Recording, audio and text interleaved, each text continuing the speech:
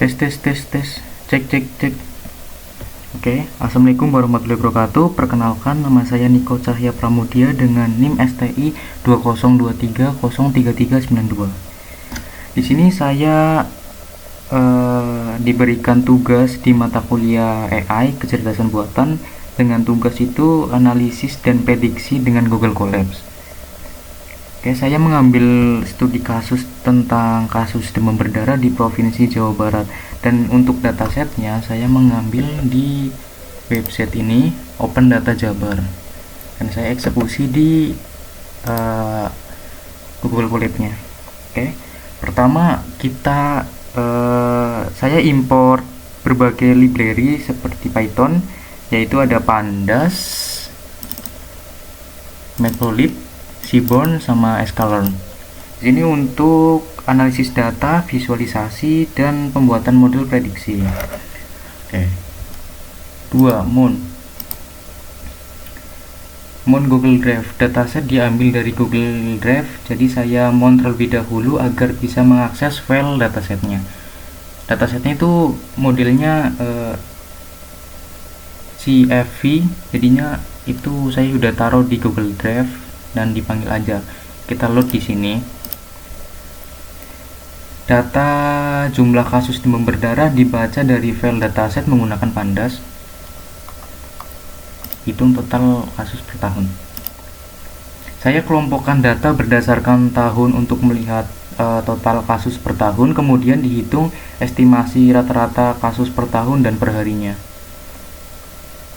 Ini persiapkan data untuk prediksi. Saya siapkan data tahun sebagai fitur input dan targetnya adalah jumlah kasus per bulan dan per hari. Buat model. Model prediksi menggunakan regresi linier dari Sklearn, melatih dua model, satu untuk prediksi kasus per bulan dan satunya lagi untuk prediksi kasus per hari. Nah, ini prediksi tahun 2016 dan 2024. Jadi datasetnya itu memuat 2016, data dari 2016 sampai ke 2024. Saya akan print dan nah, ini di sini input outputnya keluar prediksi kasus per bulannya itu di 2016 ada 1358 dan prediksi kasus per harinya itu ada 44 orang.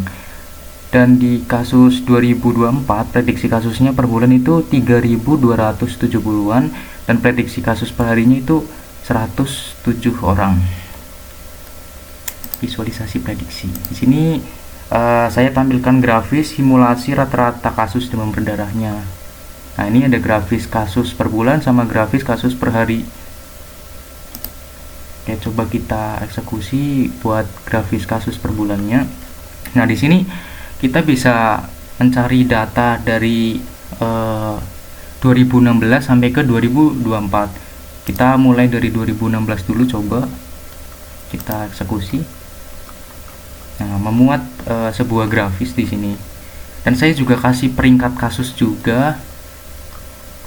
Ini untuk kasus diurutin, jadinya yang paling banyak itu bakal di atas, kayak Kota Bandung ini ada 326 kasus per bulannya. Dan kita coba ambil data yang 2024, coba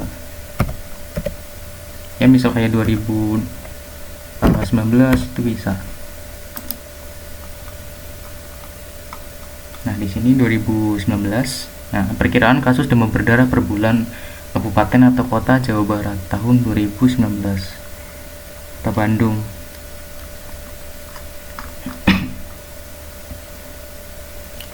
Kita grafis per bulan ini menggunakan data tahun terakhir. Nah, ini 2019. Saya hitung estimasi rata-rata kasus per bulannya untuk tiap kabupaten atau kota. Hasilnya divisualisasikan dalam grafis dengan label peringkat dan jumlah kasus. Nih.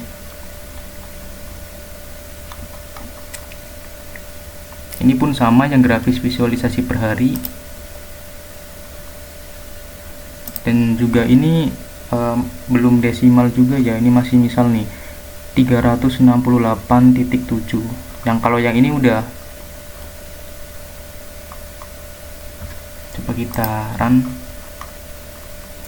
Nah kan nggak ada titiknya, ini sama yang kayak di atas, cuman diganti di bagian jumlah ini ya. Ini juga ditambahin jumlah hari dari Januari itu 31, Februari 29. Oke, untuk penutup mungkin visualisasi ini membantu saya memahami penyebaran kasus demam berdarah di tiap wilayah secara lebih detail, baik per bulan maupun per hari, serta memberikan gambaran prediktif ke depannya. Oke. Ya, mungkin segitu aja. Terima kasih dari saya. Wassalamualaikum warahmatullahi wabarakatuh.